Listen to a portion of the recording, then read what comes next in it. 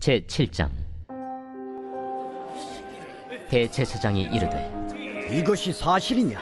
스데반이 이르되 여러분 부영들이여 들으소서. 우리 조상 아브라함이 하란에 있기 전 메소보다미아에 있을 때 영광의 하나님이 그에게 보여 이르시되 내 고향과 친척을 떠나 내가 내게 보일 땅으로 가라 하시니, 아브라함이 갈대아 사람의 땅을 떠나 하란에 거하다가 그의 아버지가 죽음에 하나님이 그를 거기서 너희 지금 사는 이 땅으로 옮기셨느니라. 그러나 여기서 발붙일 만한 땅도 유업으로 주지 아니하시고 다만 이 땅을 아직 자식도 없는 그와 그의 후손에게 소유로 주신다고 약속하셨으며, 하나님이 또 이같이 말씀하시되 그 후손이 다른 땅에서 나그네가 되리니 그 땅 사람들이 종으로 삼아 400년 동안을 괴롭게 하리라 하시고, 또 이르시되 종 삼는 나라를 내가 심판하리니 그 후에 그들이 나와서 이곳에서 나를 섬기리라 하시고, 할례의 언약을 아브라함에게 주셨더니 그가 이삭을 낳아 여드레 만에 할례를 행하고, 이삭이 야곱을, 야곱이 우리 12조상을 낳으니라.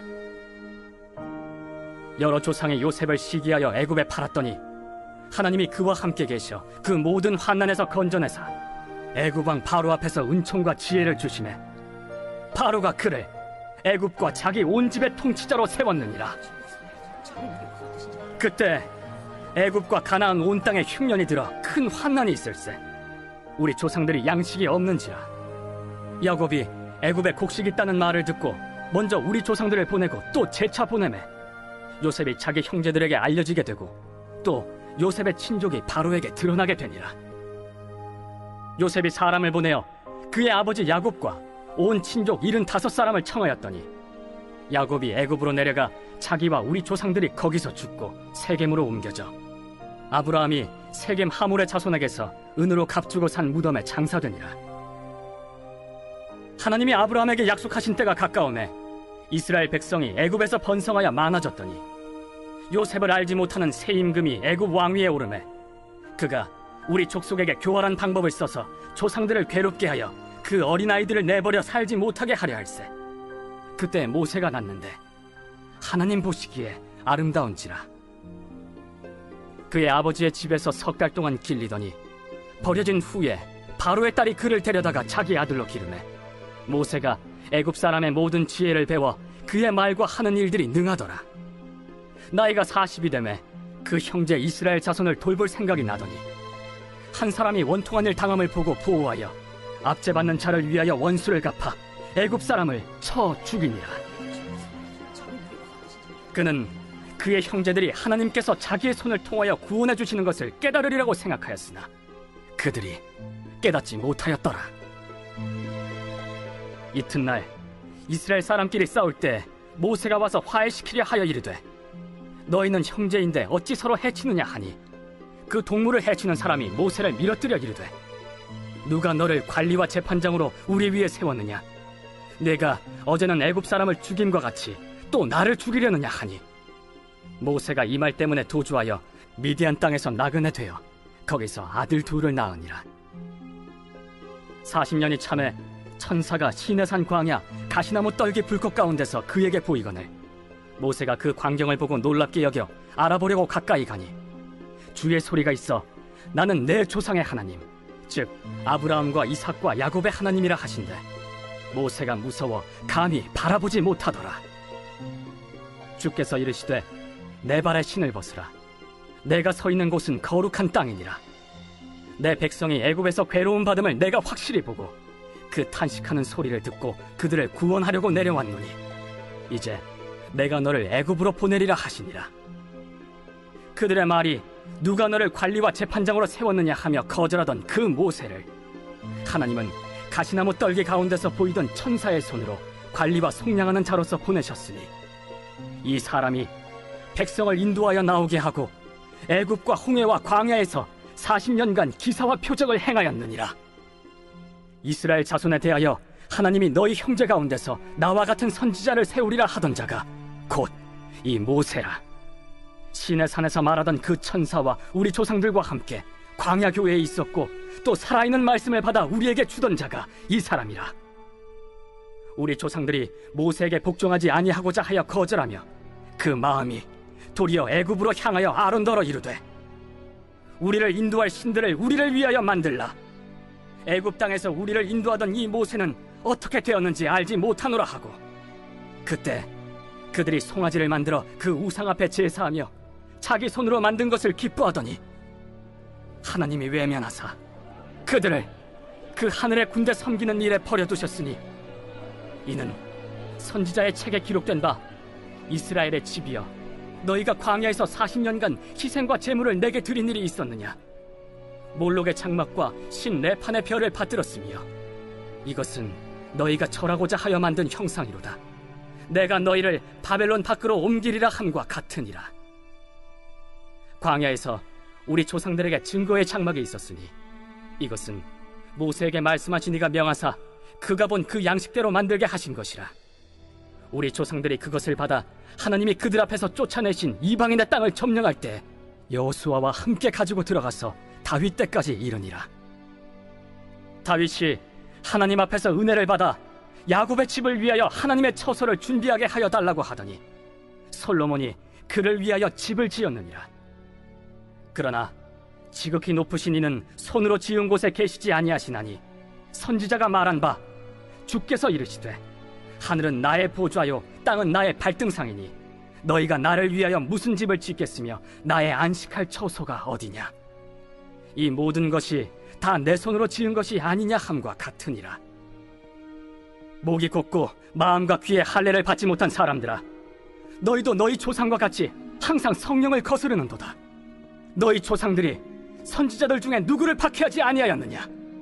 의인이 오시리라 예고한 자들을 그들이 죽였고, 이제 너희는 그 의인을 잡아준 자여 살인한 자가 되나니 너희는 천사가 전한 율법을 받고도 지키지 아니하였도다.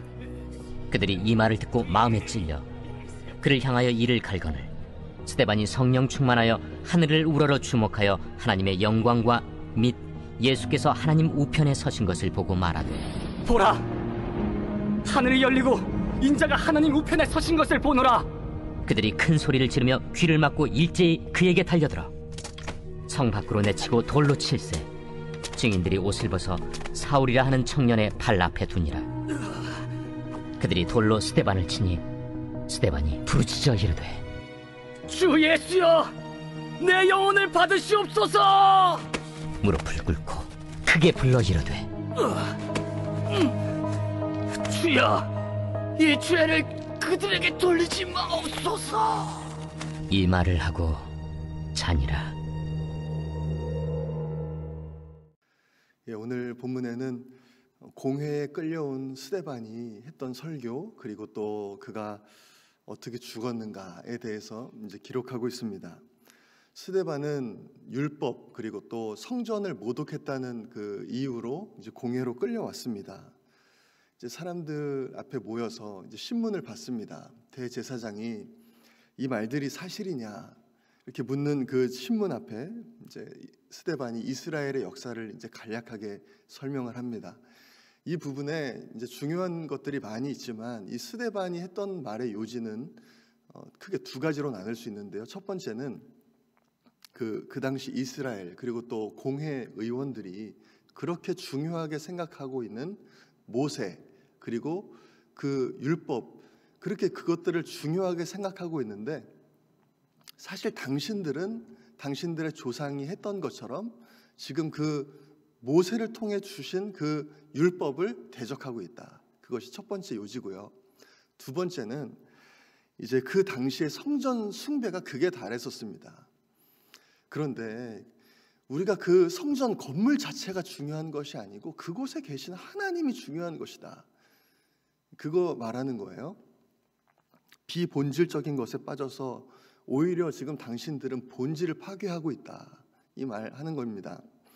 그러면서 이제 51절을 보니까 뭐라고 말하는가 하면요. 목이 곧고 마음과 귀에 할례를 받지 못한 사람들아, 너희도 너희 조상과 같이 항상 성령을 거스르는도다. 이 말씀, 이 장면을 한번 생각해 보십시오. 이 지금 스데반이 어떤 자리에 있습니까? 신문 받는 자리에 있습니다. 그런데 이 지금 모습은 신문 받는 모습이 아니에요. 이 신문이라는 이 시간을 통해서 스데반이 하려고 하는 것은요, 내가 잘 보여가지고 조금 어떻게 지금 이 위기를 벗어나고자 하는 것이 목적이 아닙니다. 스데반의 목적은 이 신문이라는 시간을 통해서 그 사람들이 자신들의 모습을 직면하기를 원했어요. 하나님의 말씀을 전하기 원했습니다. 스데반이 얼마나 잘 알았겠습니까? 바로 얼마 전에 예수님이 그 사람들 앞에서 신문 받다가 죽으신 거 잘 알았잖아요. 이 지금 나를 신문하고 있는 사람들이 그런 힘이 있다는 것을 잘 알고 있었습니다. 그런데도 담대하게 하나님의 말씀 선포하는 것입니다. 여러분, 이럴 수도 있지 않겠습니까? 오늘은 조금 상황이 좋지 않으니까, 오늘 진짜 생명의 위협이 있으니까 오늘은 좀 부드럽게 조금 저들 비위에 맞는 말들 좀 하고, 이제 다음에 좀 더 큰 하나님의 일을 하기 위해서 오늘은 일단 모면을 하자. 상황을 일단 살아야지 뭘 할 수 있잖아요.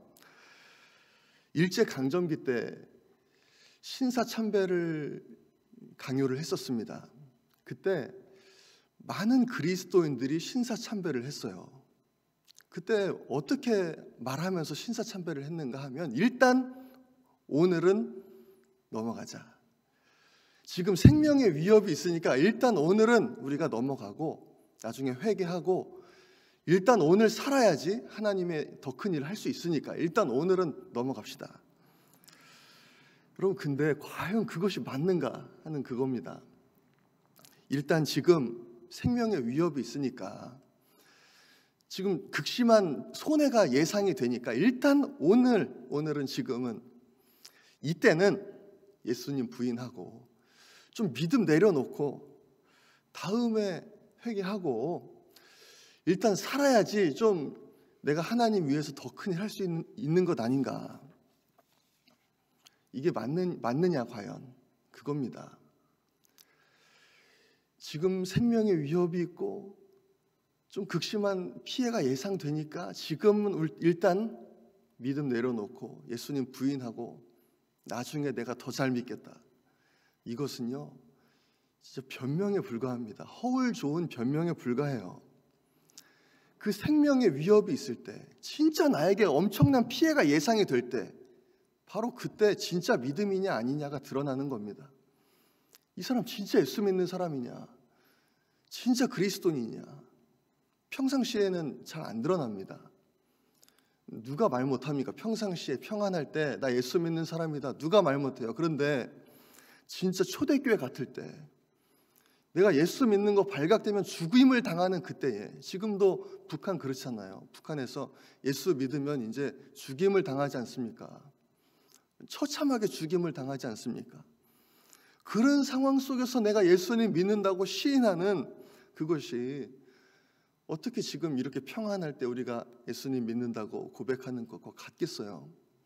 성경에 이런 말씀이 있습니다. 사람이 마음으로 믿어서 의에 이르고 입으로 시인해서 구원에 이르느니라. 이 말씀 진리입니다. 지금도 진리입니다. 그런데 이 말씀의 무게가 이때 초대교회 당시 예수 믿으면 죽인다고 하는 그때에, 지금 북한에서 예수 믿으면 죽인다고 할 그때에 하는 그 고백하고 어떻게 그 무게가 같겠냐, 그거예요.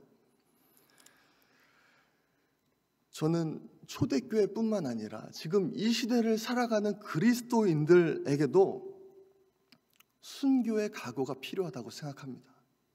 순교의 각오가 필요합니다. 예수님께서 뭐라고 말씀하셨습니까? 누구든지 자기 목숨을 구원하고자 하면 잃을 것이요, 나와 복음을 위하여 자기 목숨을 잃으면 구원하리라. 이게 예수님 말씀이에요. 내가 예수님 위해서 죽겠다라고 생각할 때 우리가 구원 있다, 이 말씀하는 겁니다. 내가 그것만큼은 못하겠다, 그 아니라는 거예요. 여러분, 우리 돌아봐야 됩니다. 진짜 내가 죽을 준비가 됐는가? 누가 나한테 목에다 칼을 들이밀고 너 예수 믿는다고 말하면 너 죽인다라고 말을 할 때, 내가 진짜 그때 예수 믿는다, 말하고 죽을 준비가 과연 내가 지금 되어 있는가? 내가 진짜 그런 준비가 되어 있는가? 돌아봐야 됩니다. 우리가 이 순교의 각오, 진짜 이 각오가 되어 있지 않으면요, 믿음이 흔들릴 수밖에 없어요. 위험한 때가 오면, 진짜 순교의 시기가 오면요, 이 각오가 진짜 되어 있지 않으면 믿음이 흔들릴 수밖에 없습니다. 지금이 어느 때인데 순교입니까? 그럴 수 있어요. 그런데 성경이 분명하게 말씀하시는 것, 요한계시록이 분명히 말씀하는 것이 무엇입니까? 대환란이 있다. 그거예요. 요한계시록 말씀하시는 것이 대환란이 있다. 모든 사람, 이 지구에 거하는 모든 사람에게 네 믿음이 진짜냐 아니냐, 그것을 반드시 우리가 증명해야 되는 그 시간이 다가오고 있다 말씀하는 겁니다. 송명희 시인이 쓴 그 표라는 책이 있어요. 그 책을 보면 지금 우리가 살고 있는 이 때에 앞으로 다가올 당장의 미래에 어떻게 그 일들이 일어날 것인가. 송명희 시인이 그 책을요, 소설로 썼습니다. 소설. 그런데 어떻게 쓴 거냐면, 사실은 그 책 머릿말에 나와 있지만 기도하다 받은 거예요. 그런데 그거를 내가 기도하다 이런 내용을 받았다 하면은 사람들이 충격받을 게 너무나 뻔하니까 소설이라고 하고 쓴 겁니다.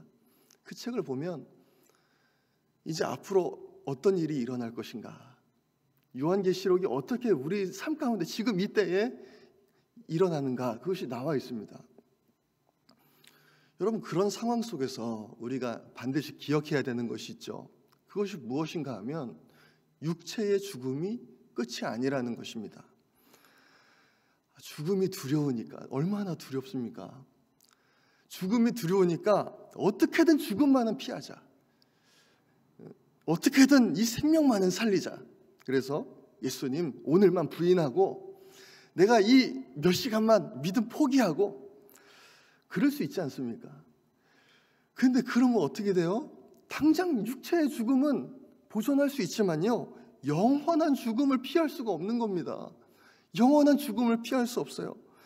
몸은 죽여도 영혼은 능히 죽이지 못하는 자들을 두려워하지 말고 오직 몸과 영혼을 능히 지옥에 멸하실 수 있는 이를 두려워하라. 하나님 말씀이 하시는 말씀이 무엇입니까? 죽을 수 있다는 겁니다. 죽을 수 있다는 거예요. 예수 믿는 이유로 죽을 수 있다는 겁니다. 그런데 그 죽음이 끝이 아니라는 거예요.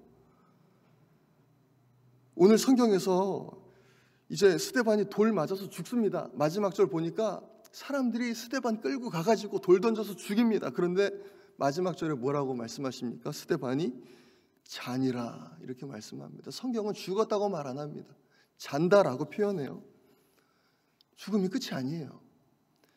여러분, 우리 한 번은 죽지 않습니까? 이 세상 살아가면서 모든 사람이 죽잖아요. 우리도 반드시 죽을 겁니다. 그런데 한 번은 정말 죽을 것인데, 근데 그 한 번 죽는 거 어떻게 죽을 것인가? 여러분, 이게 진짜 중요한 거예요. 어떻게 죽을 것인가? 한 번 어쨌든 죽어야 되는 그 죽음을 내가 정말 예수 그리스도를 위해서 죽는다면, 내가 복음을 증거하다가 내가 믿음을 지키다가 죽는다면, 여러분, 이 죽음이 얼마나 복되겠습니까? 얼마나 값지겠습니까? 여러분, 순교의 현장들 유튜브 같은 거 보시면 가끔 나오는 것이 있습니다. 진짜 처참합니다. 비참합니다. 우리가 막 누가 순교한다고 그럴 때요, 사람들 막 주변에서 박수치고 어디서 막 음악 연주하고 막 관윤악단 나타나는 그런 거 아니에요. 진짜 비참하게 죽습니다. 처참하게 죽어요. 그래야지 사람들이 저거 보고 나도 예수 믿으면 저렇게 죽겠구나, 그거 보여줘야 되니까 비참하고 처참하게 죽습니다. 사람들이 이렇게 생각하지 않겠어요? 과연 하나님 어디 계시냐? 저 사람 예수 믿는다는 이유로 정말 저렇게 비참하고 처참하게 죽는데 하나님 관심이나 있냐? 어떻게 이럴 수가 있냐? 그런데 오늘 성경 본문에서 말씀하지 않습니까? 영의 눈이 뜨니까요, 영의 눈이 열리니까 그 순교의 현장, 그 하늘이 열리니까 어떤 일이 일어나고 있습니까? 하나님의 영광이 비춰지고 있는 거예요. 그곳에 하나님의 영광이 비춰지고요, 예수님이 보통 우리가 신앙 고백할 때 하나님 우편에 앉아 계신 예수님 이렇게 고백하는데 예수님이 앉아 계실 수가 없습니다. 그 순교 현장에서 스데반이 지금 순교를 앞두고 있는 그 현장에서 예수님이 참 앉아 계실 수가 없어서 일어나 가지고 그 스데반의 영혼을 받으시기 위해서 성경 뭐라고 말씀합니까? 그의 경건한 자들의 죽음은 여호와께서 보시기에 귀중한 것이로다. 그리스도인의 죽음 귀한 것입니다. 하물며 순교의 그 현장, 순교하는 영혼 얼마나 귀하게 하나님 받으시겠습니까? 참 스데반이 저는 진짜 정말 너무 대단한 것이 이제 돌에 맞고요. 그 날라오는 돌들을 이제 맞고 이제 거의 정신을 잃어가면서 피를 흘리면서 스데반이 이제 무릎을 꿇습니다. 마지막 힘을 모아서 무릎을 꿇어요. 그리고 마지막 기도를 해요.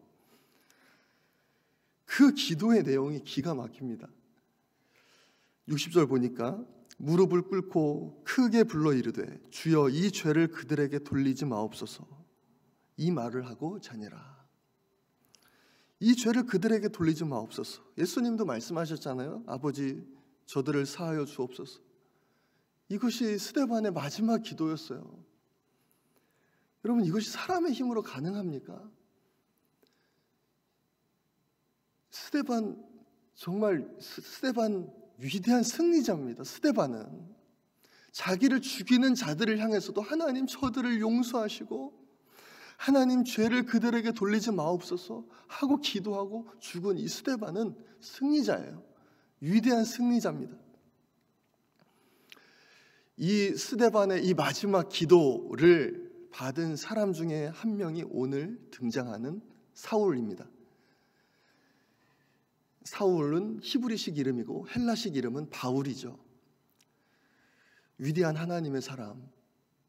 나중에 신약 성경의 절반을 쓴 그 사도 바울이 바로 오늘 이 사울이에요. 한때는 예수 믿는 사람들 잡아다가 감옥에 넣고 핍박하는데 혈안이 되어 있던 그 사람. 예수 믿는 사람 잡기 위해서는 얼마나 거리가 떨어져 있든지 내가 모든 거 내팽개치고 그 사람들 잡으러 간다 하는 사람이 바울이었는데 오늘 그 바울이 스데반이 선교하는 그 현장에 있었고요. 스데반이 절규하는 그 기도를 들었고요. 그 기도를 받았습니다. 하나님이 그 스데반의 기도를 들으셔서 응답하셔서 사도 바울을 만나주신 줄로 믿습니다. 여러분 우리 어떻게 해야 되겠습니까? 진짜 한 번밖에 없는 이 인생 어떻게 살아야 되겠습니까?